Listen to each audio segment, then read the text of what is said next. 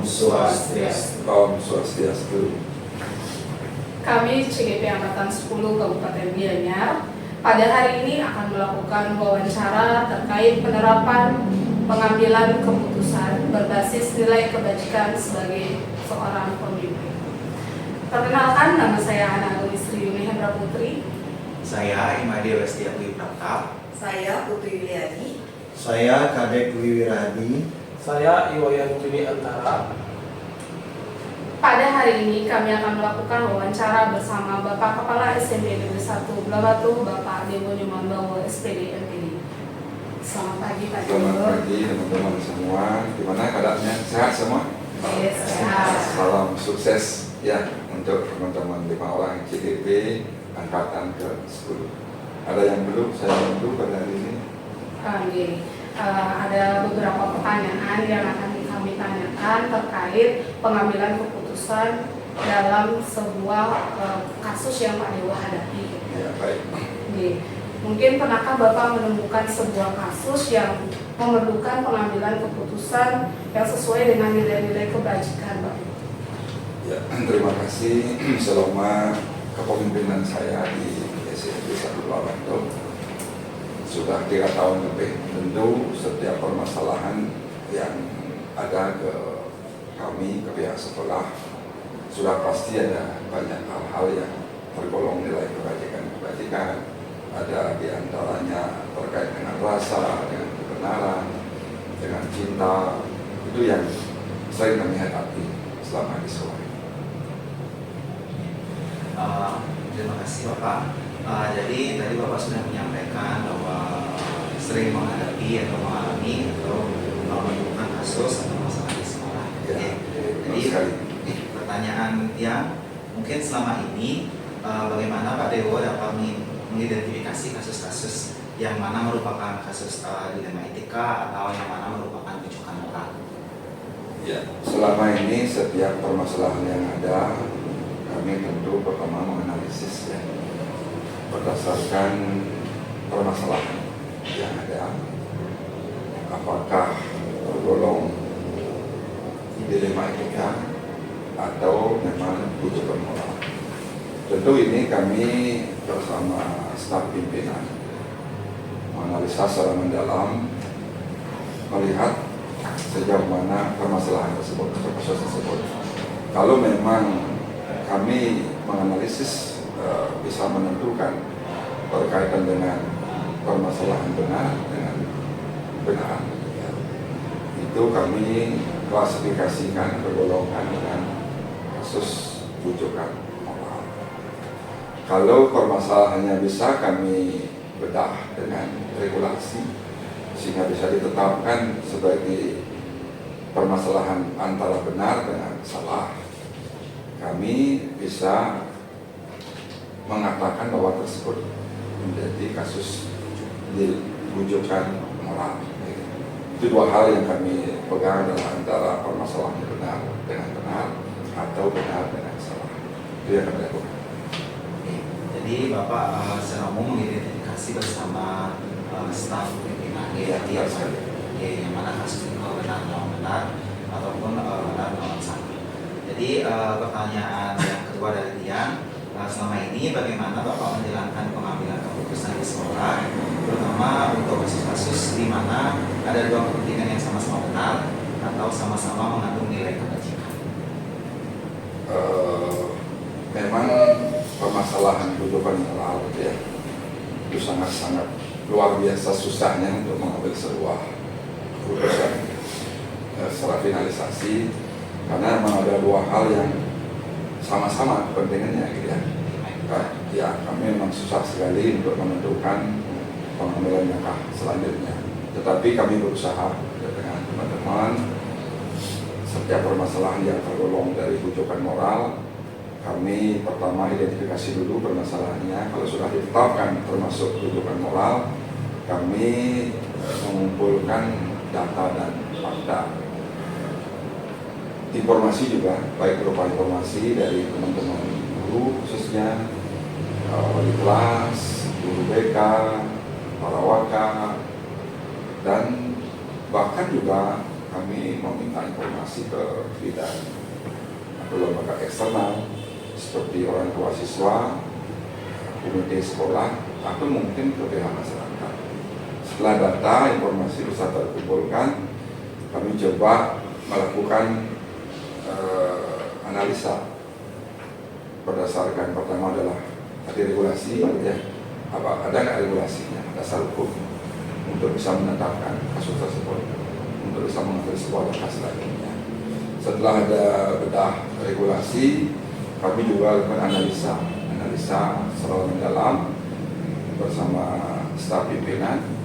Setelah ada analisa berdasarkan regulasi, berdasarkan alasan, berdasarkan nilai-nilai kebenaran, kebajikan, rasa kasihan bahkan juga masuk di dalamnya gitu ya, dan juga unsur psikologis itu juga kami kaji gitu. Sepertinya dalam hal ini kami Pak sekolah, kalau boleh saya katakan seperti hakim, membuat keputusan tidak hanya pada aturan tapi hati nurani. Ini seorang kepala sekolah harus ada hati nurani juga, ada feel, ada rasa dalamnya gitu, sehingga setiap keputusannya adalah berusaha untuk menguntungkan semuanya. Kami berusaha tidak ada yang merugikan pihak-pihak yang terlibat di dalamnya.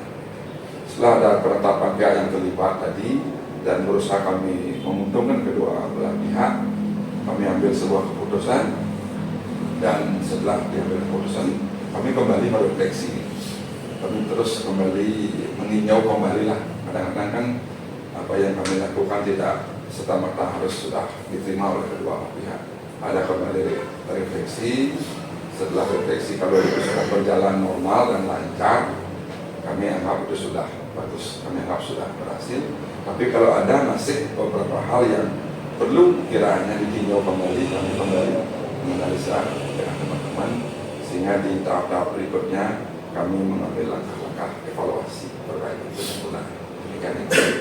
Ya, jadi secara umum pengambilan keputusan yang Bapak jalankan nanti tentunya dimulai dari berkolaborasi, mencari informasi dari berbagai pihak, lalu mempertimbangkan rasa juga, Pak. Jadi memastikan tidak ada yang sama-sama menguntungkan berbagai pihak. Terakhir yang melakukan refleksi.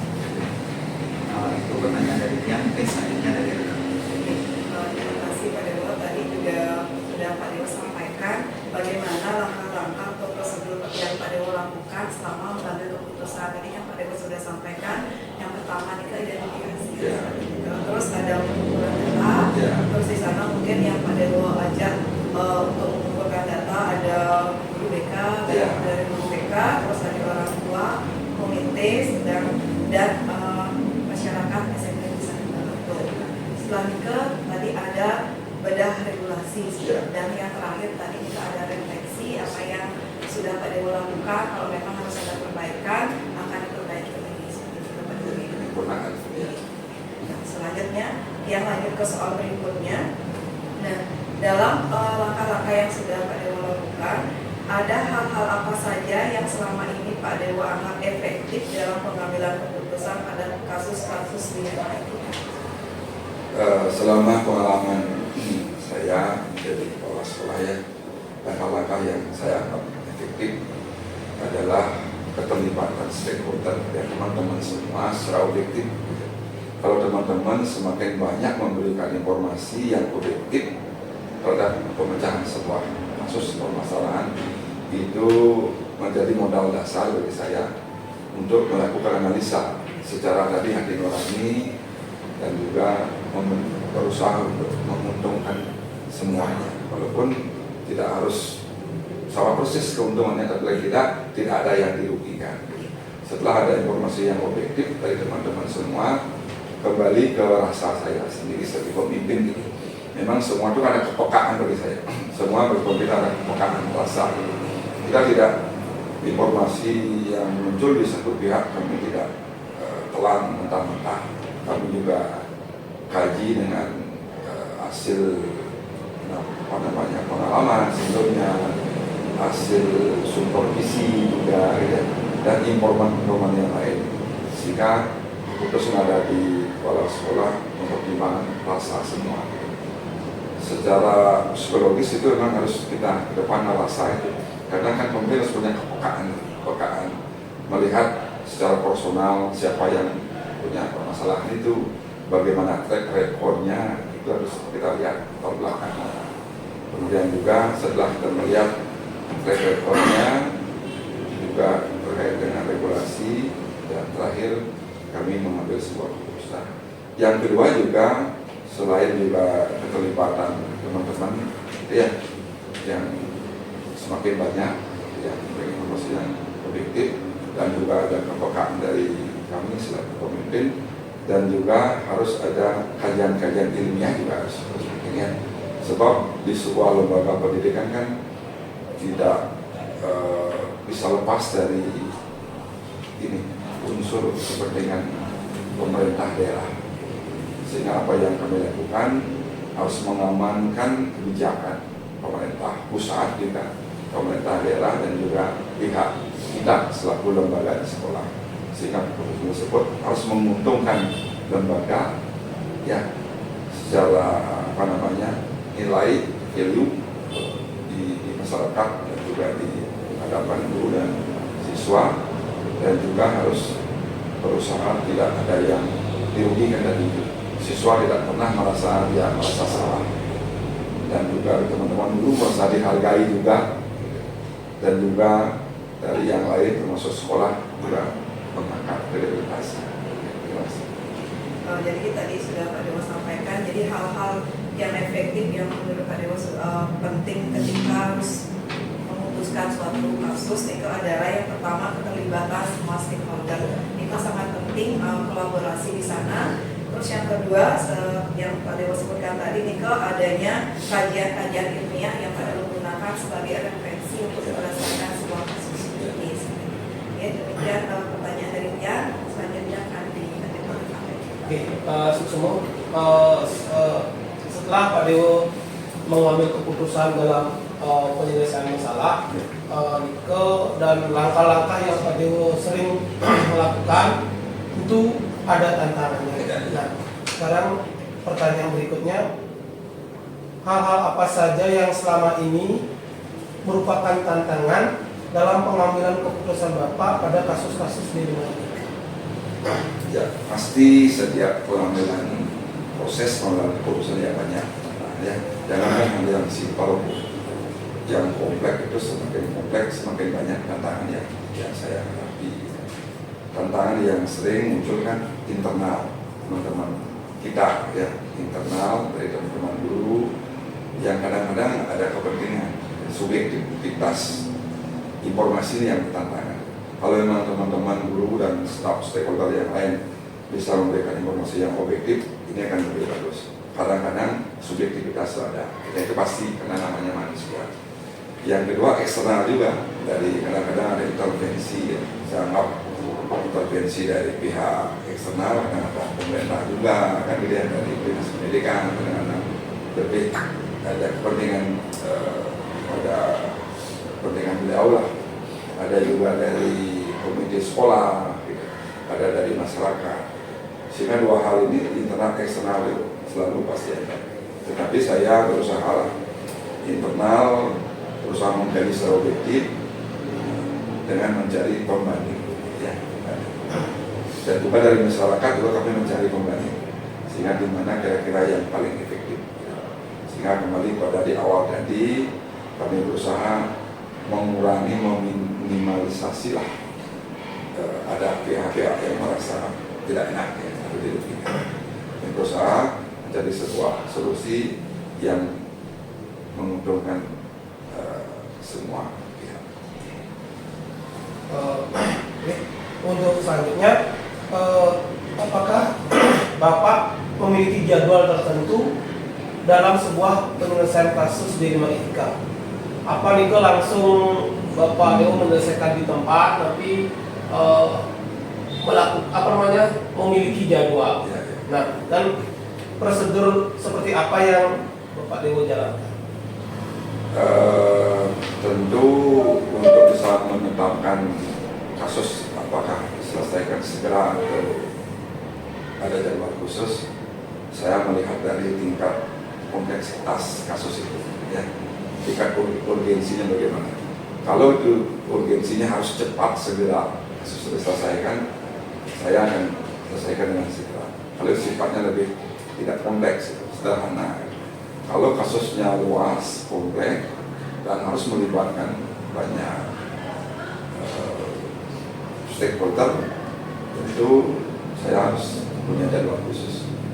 Kami di sekolah kan ada melalui program, misalnya lewat rapat harus disampaikan, atau rapat-rapat pimpinan, itu kan kami jadwalkan. Ya. Dan memang secara umum kan sebagai seorang kepala sekolah ada jadwal harian, itu juga di dalamnya ada pemecahan kasus dilematika yang sifatnya simpel gitu ya. Karena setiap hari ada kasus masalah ini. Kalau kita lihat secara umum di tingkat sekolah kita yang begitu banyak siswa, guru, setiap hari ada kasus semuanya. Yang sederhana aja, kami harus di tempat selesaikan gitu ya. Ketemu siswa berhadapan masalah dua hal, kami cari solusi. Tapi kalau itu kasusnya luas, kompleks, dan harus melibatkan banyak sumber daya, ya kami harus punya jadwal-jadwal khusus. Apakah diselesaikan seminggu, selesaikan sebulan, atau mungkin dalam satu semester harus selesai. Oke, untuk soal berikutnya. Baik, terima kasih atas waktunya. Dari Dian cukup singkat saja Pak Dewo. Ini terkait dengan faktor-faktor ya. Faktor-faktor apa kira-kira yang selama ini mempermudah atau membantu Pak Dewo dalam mengambil keputusan atau dalam menyelesaikan kasus-kasus dilematika. Selain dari teman-teman, ya, dukungan dari teman-teman, kira-kira faktor apa lagi? Ya. Faktor yang permudah ya saya mengambil sebuah keputusan, selain disebutkan adalah keterlibatan teman-teman ya, secara sukarela, spontan, secara objektif memberikan informasi, juga faktor pengalaman ya, semakin lama pengalaman tentu banyaklah yang pernah kami lakukan itu sebagai dasar kasus-kasus yang sudah hampir sama di tahun-tahun lalu ya, sehingga lebih mudah kami mengambil sebuah keputusan. Kalau memang kasusnya baru, ya kami harus kembali membuat sebuah tadi jadwal, ada keterlibatan sumber daya yang lain. Tapi dengan pengalaman ini cukup bagi saya lebih cepat ya, lebih peka juga. Kepekaan penting sebab pemimpin harus punya kepekaan rasa kita. Ya. Kalau kita berdiri di atas kepentingan semua orang, kita akan selalu berpikir objektif ya. Dan tanpa mengabaikan kepentingan orang lain, teman-teman lain. Itu yang penting bagi seorang pemimpin, bagi saya. Bagaimana nanti bisa mengkoordinasikan stakeholder yang ada dan berdiri tegak dengan sikap yang prinsip yang objektif itu. Kita harus berusaha mengabaikan semua kepentingan. Kepentingan pribadi harus diabaikan. Kita harus berpihak pada kepentingan satuan pendidikan dan berpihak kepada kepentingan siswa tanpa harus mengabaikan kepentingan lingkungan atau yang lain. Jadi pada intinya Pak Dewo dalam menyelesaikan sebuah kasus selain dukungan dari teman-teman itu adanya pengalaman ya. Dari semua hal yang telah disampaikan tadi mungkin Pak Dewo, kira-kira pembelajaran apa yang Bapak dapat petik dari pengalaman Bapak mengambil keputusan dilematika itu?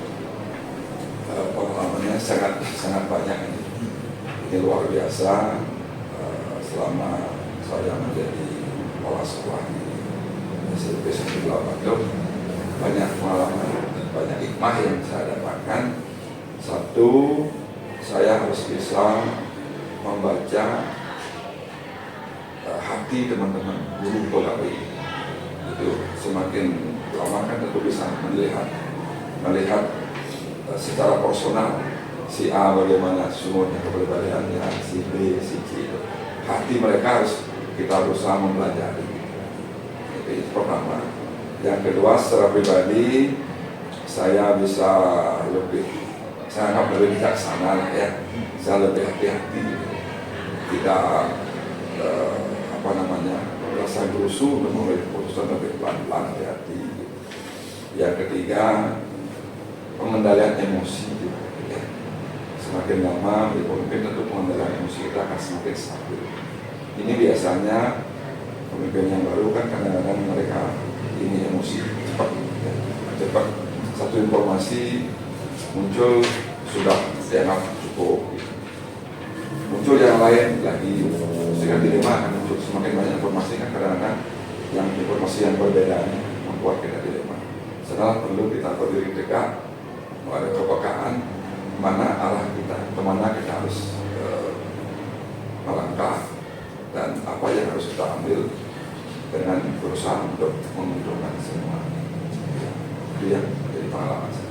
Baik, jadi sangat banyak sekali ya Pak Dewo pengalaman yang didapatkan terkait dengan mengambil keputusan di dilema etika ini. Nah, diantaranya tadi yang saya dengar itu bisa membaca hati atau karakter teman-teman, begitu. Kemudian hati-hati dalam mengambil keputusan, kemudian ada juga pengendalian emosi. Ini sangat lengkap sekali. Selanjutnya yang silakan pada buku mungkin bisa menyimpulkan atau ada pertanyaan. Oke, terima kasih atas waktunya tadi untuk wawancara kita terkait dengan penerapan pengambilan keputusan berbasis nilai kebajikan sebagai seorang pemimpin. Semoga nantinya kami bisa mencontoh Pak Dewo khususnya sebagai pemimpin di sekolah kami yang begitu bijak dalam sebuah pengambilan keputusan. Akhir kata kami berlima mengucapkan terima kasih. Mohon maaf apabila ada kesalahan dalam wawancara hari ini. Kami tutup dengan pembahasan.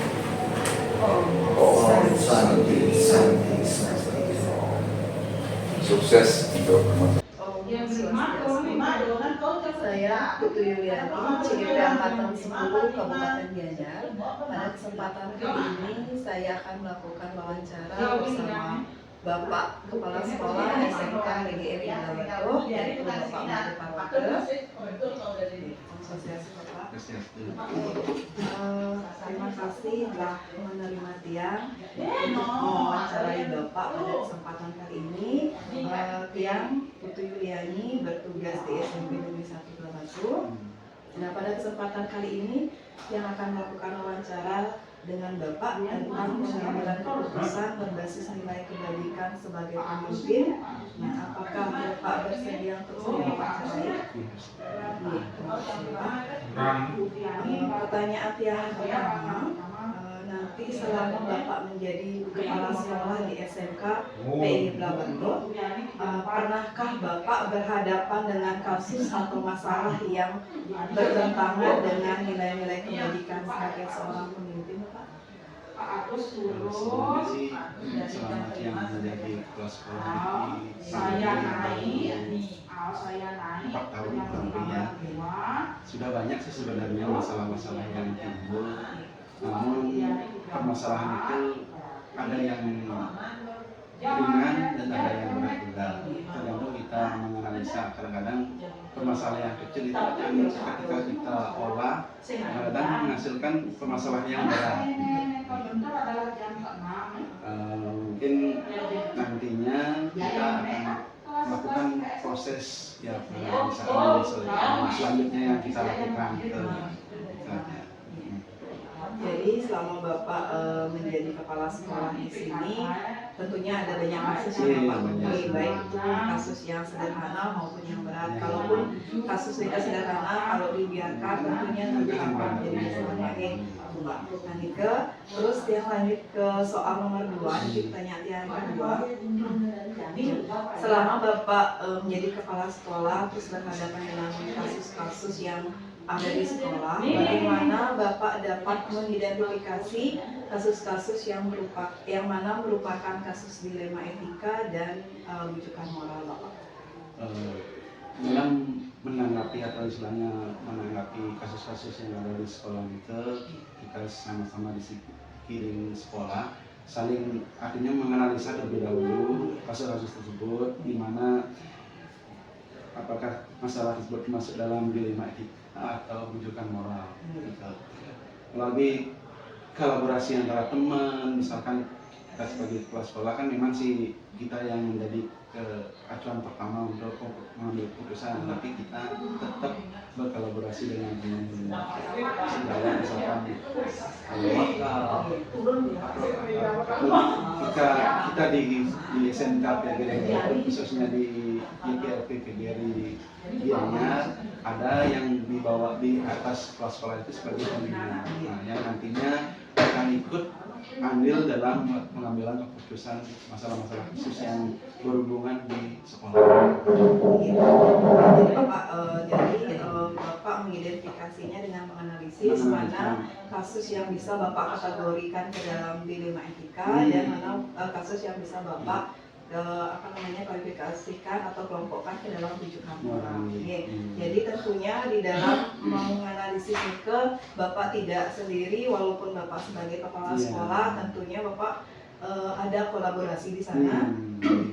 Kolaborasi dengan baik ke para wakil, kawat, ataupun nanti di atas dari kepala sekolah kita ada pembina.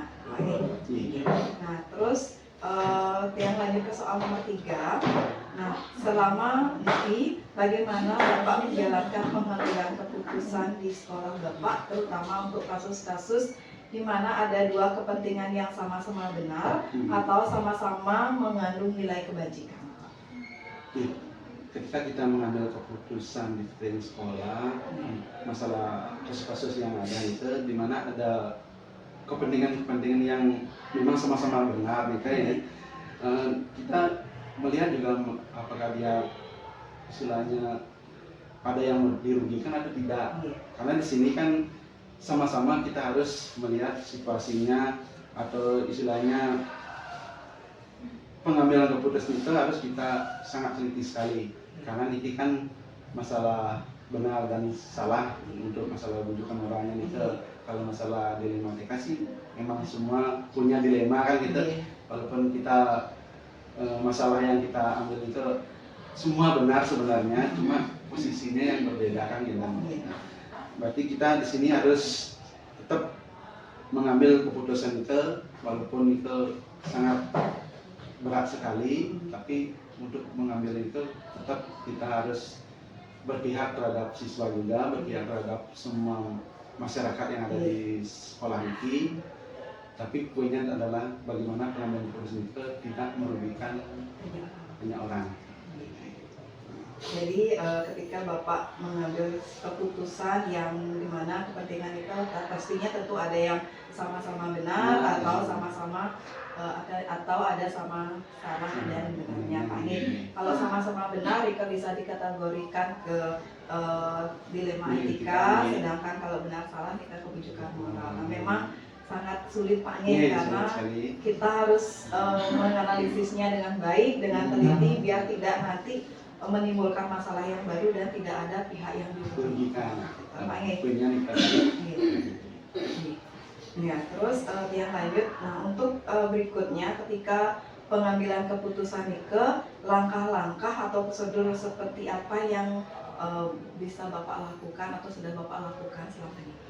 Untuk penanganan kasus yang kita lakukan di sekolah ini, kita ada beberapa tahapan atau langkah-langkahnya. Yang pertama kita mengidentifikasi terhadap kasus tersebut, ya apakah dia termasuk dilema etika ataupun menunjukkan moral. Dan yang kedua melakukan istilahnya pengumpulan data dari kasus tersebut, misalkan masalah di kelas atau apa, kita kumpulkan masalah istilahnya informasi-informasi yang kita gali sehingga kita bisa nanti lebih istilahnya lebih tepat nantinya ketika kita mengambil keputusan. Selanjutnya kan pengumpulan data, kemudian itu melakukan regulasi. Selanjutnya itu pengambilan keputusan. Di sini pengambilan keputusan tetap yang menjadi aturan utama kan kepala sekolah, tapi tetap kita istilahnya berkolaborasi dengan teman-teman yang lain yang ada di lingkungan sekolah kita, karena pengambilan keputusan itu pasti ada yang diuntungkan, ada yang dirugikan. Minimal nanti supaya pengambilan keputusan itu sekecil-kecilnya untuk masalah yang baik pihak siswa, guru maupun yang lainnya. Dan terakhir mungkin dilanjutkan dengan deteksi untuk menerima masukan-masukan. Tetap kita sebelum mengambil keputusan itu usulan saran itu pasti kita berikan untuk depannya supaya nanti tidak terjadi hal yang di luar hasil keputusan kita ini kan terjadi timbulnya apa namanya istilahnya ya masalah lain yang timbul dari masalah tersebut. Jadi langkah-langkah yang Bapak lakukan. Jadi langkah-langkah yang Bapak lakukan, tadi Bapak menyebutkan yang pertama itu adalah mengidentifikasi. Di awal mengidentifikasi dulu kasus yang ada, dianalisis kalau kasus tersebut apakah dia masuk ke dilema etika atau rujukan moral, karena untuk kasus yang berbeda itu penyelesaiannya juga berbeda. Nah, terus setelah Bapak melakukan identifikasi, Bapak sudah mengklarifikasikan juga, sudah mengklasifikasikan, Bapak yang Bapak lakukan adalah pengumpulan data. Nah, baik nih ke pengumpulan data ataupun informasi baik dari mungkin dari guru, Pak nih informasi dari guru, dari wali atau guru BK bisa, terus nanti namanya dari rekan-rekan yang lainnya, mungkin ada komite di sana Pak ya. Tidak lepas dari siswa juga. Siswa kan kadang-kadang kan kita bisa menggali informasi itu dari siswa yang jadinya masalah itu. Lebih langsung kita mengenai ke masalah tersebut kan gitu. Jadi ada siswa juga di sana. Ya. Jadi tentunya di sini pengumpulan data atau informasinya itu baik dari pihak internal maupun eksternal. Jadi kalau eksternal itu mungkin dari masyarakat. Khususnya ke komite juga kita di sini lingkungannya banyak, misalkan kita tetap berkoordinasi dengan masyarakat yang ada di lingkungan. Jadi terus setelah Bapak pengumpulan data tadi yang Bapak sebutkan di sana ada regulasi Pak nih, di sana ada bidang regulasi. Jadi berdasarkan data-data yang sudah Bapak kantongi, yang sudah Bapak terima, di sanalah Bapak melakukan bedah regulasi. Bersatu tentunya Bapak tidak kerja sendiri. Ya, tidak kerja sendiri karena kita kan pengambil keputusan itu kalau di masyarakat kan misalnya musyawarah kan ya, dalam musyawarah itu pasti keputusannya untuk keputusan diambil bersama, hasilnya untuk bersama, dan dampak nanti akan yang timbul itu pasti akan ditanggulangi bersama kan.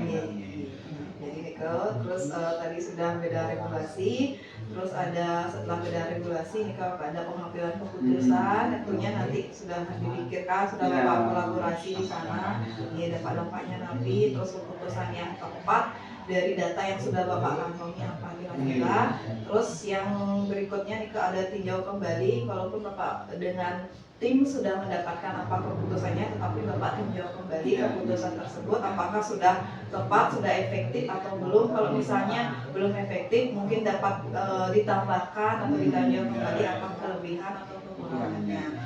Terus yang terakhir itu adalah refleksi Pak Refleksi Nike, tadi juga Bapak sudah sampaikan, refleksi Nike Bapak siap untuk mendapatkan masukan dari pihak, tentunya yang pertama itu adalah dari masyarakat sekolah, karena nanti apapun keputusannya kita keluarkan keputusan itu bersama dan nanti dampaknya kita tahu.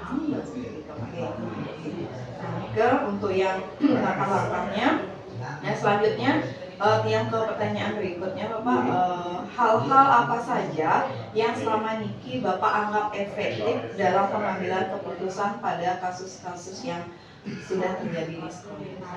Dalam pengambilan keputusan yang sangat efektif sekali yaitu tetap berkoordinasi dengan teman, walaupun kita sebagai kepala sekolah yang nantinya pengambilan keputusan itu tetap berada di kepala sekolah, ini kita tetap minta istilahnya pertimbangan lah kepada teman-teman, walaupun kita kepala sekolah secara pengalaman sih memang belum kurang kan kita di seperti yang kemarin tadi kita punya perwakilan yayasan yang nantinya akan sama-sama istilahnya melakukan atau istilahnya melaksanakan pengambilan keputusan itu yang ada di sekolah Niki. Artinya kita pengambilan keputusan walaupun kecil sekecil apapun kita tetap berkoordinasi dengan stakeholder atau istilahnya teman-teman sejawat, walaupun pihak sebagai sekolah yang menentukan klien itu, tapi kita tidak akan mengambil keputusan tanpa ada informasi atau istilahnya diketahui oleh teman-teman. Artinya tidak semena-mena kita sebagai kepala sekolah harus kita yang menentukan hasil keputusan itu. Jadi walaupun Bapak sebagai kepala sekolah yang nantinya akan ketok palu, istilahnya seperti itu, Bapak yang ketok palu atas terhadap kasus tersebut, tetapi tetap ketika Bapak melakukan atau mengambil suatu keputusan apa yang harus diambil, Bapak harus berkoordinasi berkolaborasi dengan rekan-rekan sejawat atau stakeholder, terus itu yang nanti hasil itu baru Bapak putuskan dengan menyampaikan apa keputusan. Terus yang tadi Bapak juga sempat sampaikan itu adalah mungkin dari pengalaman mungkin kurang, tetapi yang membantu Bapak di sini adalah di atasnya Bapak Apura itu masih ada Bapak pembina yang tetap mengayomi Bapak. Jadi seperti itu, apapun yang Bapak putuskan tetap ada Bapak pembina yang mendampingi Bapak. Yang lanjutkan ke soal yang ke-6. Nah, ketika Bapak mengambil suatu keputusan yang Bapak ambil, tentu ada tantangan atau apapun yang kita lakukan itu pasti ada tantangannya Pak G. Nah terus ketika Niki atau selama Niki Bapak menghadapi kasus seperti itu, terus memutuskan apa yang harus diambil, tantangan apa yang Bapak hadapi atau pernah menghadapi tantangan sebagaimana Bapak? Sebenarnya tantangan itu kan banyak sekali, tapi kita melihat dari masalah-masalah itu kan tetap penilaian kita objektif kan ya, artinya tidak subjektif kan ya. Tetap kita sebagai kepala sekolah ya harus menyaring informasi, tapi dia supaya nanti pengambilan keputusan itu tidak salah. Nah, sehingga dari pengambilan keputusan itu tidak ada yang sangat merugikan. Walaupun kecil ya kita meminimalkan supaya jangan sampai terjadinya kerugian terhadap kita ataupun jadi tantangannya itu walaupun kasusnya dapat dikatakan sederhana ataupun besar itu pasti ada tantangan. Semakin besar masalah tentunya akan semakin besar juga tantangannya. Jadi di sana untuk menanggapi hal tersebut, jadi bahwa kita harus atau Bapak sebagai kepala sekolah kita harus objektif terhadap kasus tersebut. Tidak ada istilah subjektif di sana Pak. Karena kita mementingkan kepentingan kita di sekolah dan kepentingan anak-anak dan masyarakat juga. Jadi nanti dia tidak ada pihak yang merasa dirugikan seperti itu Pak. Ini apalagi sekarang kurikulum 2000 kurikulum Merdeka itu adalah pembelajaran yang berpihak kepada murid. Jadi kita harus memuliakan siswa seperti ini Pak G. Nah, yang lanjutkan untuk soal yang berikutnya. Nah, apakah ketika Bapak memiliki jadwal tertentu dalam menyelesaikan kasus-kasus yang ada di sekolah? Apakah kalau misalnya Bapak punya jadwalnya seperti NAPI, atau kalau misalnya langsung menyelesaikan, bagaimana nih prosedurnya Bapak? Bisa mungkin Bapak jelaskan? Untuk penyelesaian masalah kasus itu tergantung dari kasusnya juga. Kasus itu penanganan langsung kita harus secara langsung harus menyelesaikan itu supaya tidak ada permasalahan lain yang timbul. Nah, kalau memang kasus Niko bisa kita tangani mundur gitu, kita tangani. Istilahnya kita ranking lah. Artinya poinnya di sana kasus itu apakah mungkin atau tidak, kita harus istilahnya ada penanganan yang memang kita tetap berkoordinasi dengan guru BP atau yang lainnya yang komunikasinya kan guru BP yang penanganan itu, tapi kita tetap masih itu kepada guru yang lainnya, pihak sekolah atau yang lainnya. Jadi untuk jadwal mungkin Bapak dapat yang dilaporkan tadi untuk jadwal mereka tergantung dari kasusnya atau urgennya kasusnya Pak Nge. Kalau misalnya memang kasusnya itu urgent sekali harus diselesaikan pada hari itu juga, Bapak selesaikan hari itu juga, tentunya berkolaborasi dengan BPK atau yang lainnya.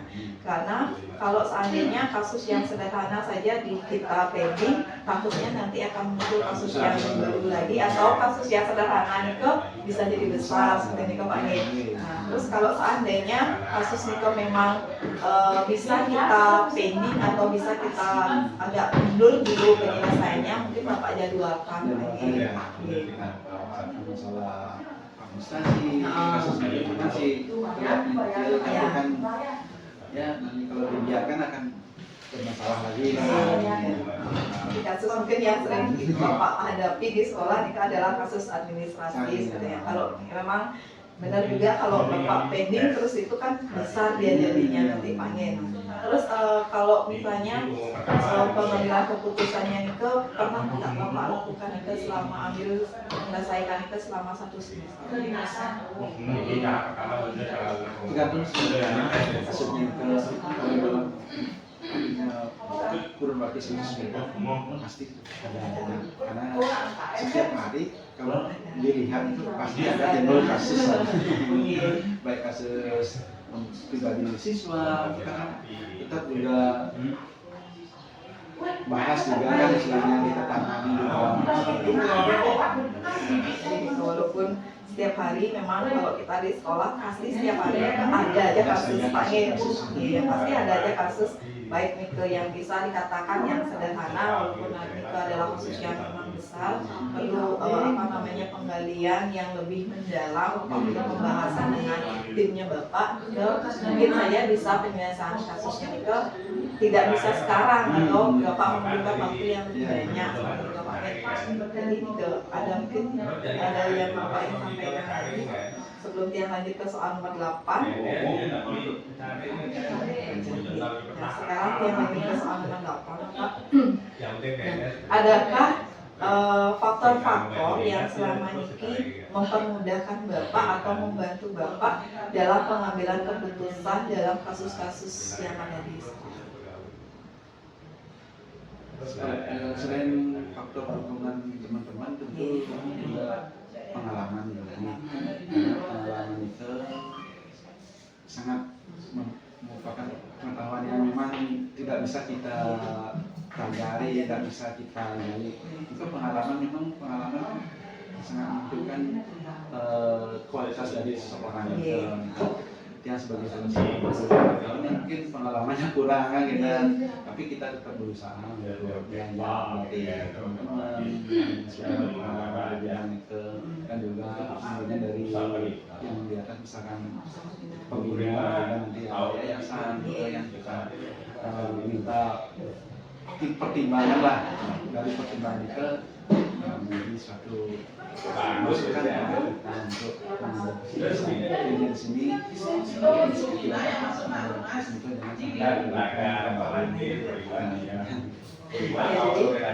faktor-faktor yang mempermudah Bapak atau membantu Bapak di sini dalam mengambil keputusan itu adalah yang pertama pengalaman, walaupun Bapak sampaikan tadi walaupun pengalaman Bapak di sini baru 4 tahun Pak Nge. Ya walaupun baru 4 tahun tetapi setidaknya selama 4 tahun itu Bapak kan sudah belajar memahami bagaimana ketika kita menghadapi permasalahan, terus Bapak juga meminta informasi atau bisa Bapak berkolaborasi dengan teman-teman kepala sekolah yang ada di luar seperti itu Pak Nge.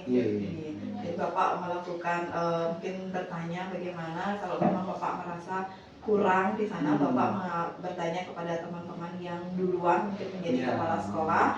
Terus Bapak juga tentunya tadi menyampaikan ada Bapak pembina di sana. Tentunya ada Bapak pembina yang selalu mendampingi Bapak untuk menyelesaikan permasalahan atau kasus-kasus yang ada di sekolah. Nah, yang lanjut ke pertanyaan yang terakhir nih Bapak. Ya. Dari semua hal yang telah Bapak sampaikan tadi, pembelajaran apa yang Bapak dapat petik dari pengalaman Bapak dalam mengambil keputusan terhadap kasus-kasus atau dilema etika yang ada di sekolah?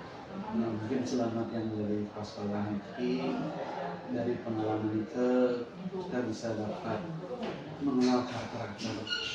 Ya paling kecil itu karakter siswa yang dari guru-guru yang aktif dan juga karakter karakter yang lainnya, sehingga dari karakter-karakter itu kita bisa melakukan analisa tapi ya istilahnya dengan karakter seperti ini bagaimana pengambilan nanti masalah, sehingga kita sangat berhati-hati sekali dalam pengambilan keputusan karena masing-masing karakter orang itu kan penjelasannya pasti berbeda. Nah, kalau poinnya nikah otomatis selamat yang menjadi pasangan sangat merasa gimana ya, merasa banyak tambahan-tambahan pengalaman yang dia dapatkan dengan melihat atau istilahnya berkolaborasi dengan guru, berkolaborasi dengan teman-teman yang lain, apalagi setiap kegiatan 1 bulan sekali kita kumpul dengan KKS. Ya, di sana kita bisa istilahnya saling sharing lah dengan teman-teman sekolah masalah ini, bagaimana caranya penanganannya, karena kan masing-masing sekolah itu pasti beda kasusnya.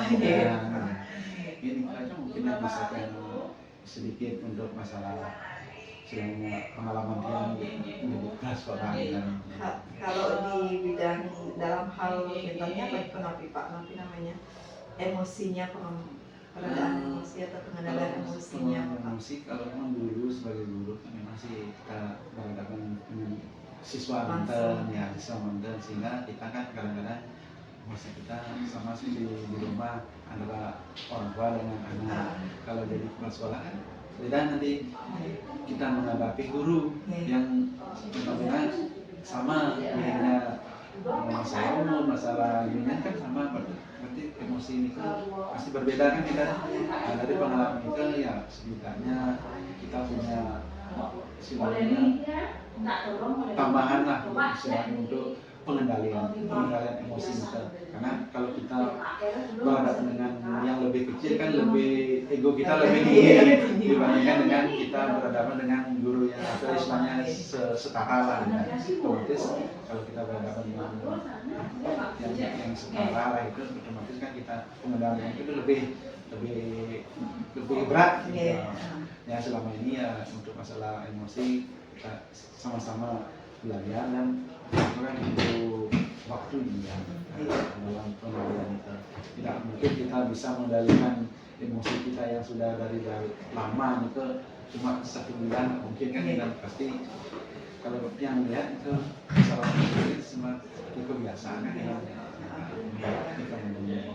Jadi yang Bapak dapat pelajari selama menjadi kepala sekolah menghadapi kasus-kasus Niko, pastinya yang pertama adalah Bapak dapat mempelajari karakter, baik itu karakter siswa ataupun guru yang ada di sini. Jadi dari karakter yang Bapak ketahui, nanti kalau seandainya ada kasus Bapak bisa menentukan pengambilan keputusannya.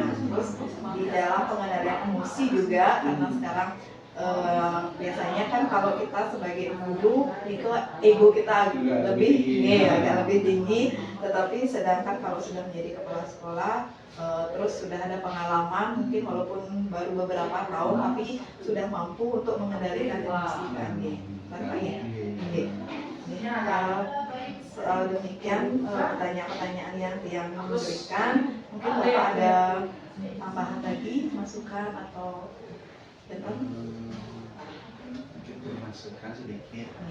Kalau bisa kan ibu sebagai guru penggerak nantinya istilahnya setidaknya memberikan suatu sosialisasi kepada guru, kadang-kadang guru yang sudah lama itu memang sih yang pengalaman. Kalau dulu kan memang emosinya tinggi sekali. Kalau sekarang ya mungkin ya kalau tidak istilahnya kalau bisa sih biar untuk pengendalian emosi kita lebih stabil ya.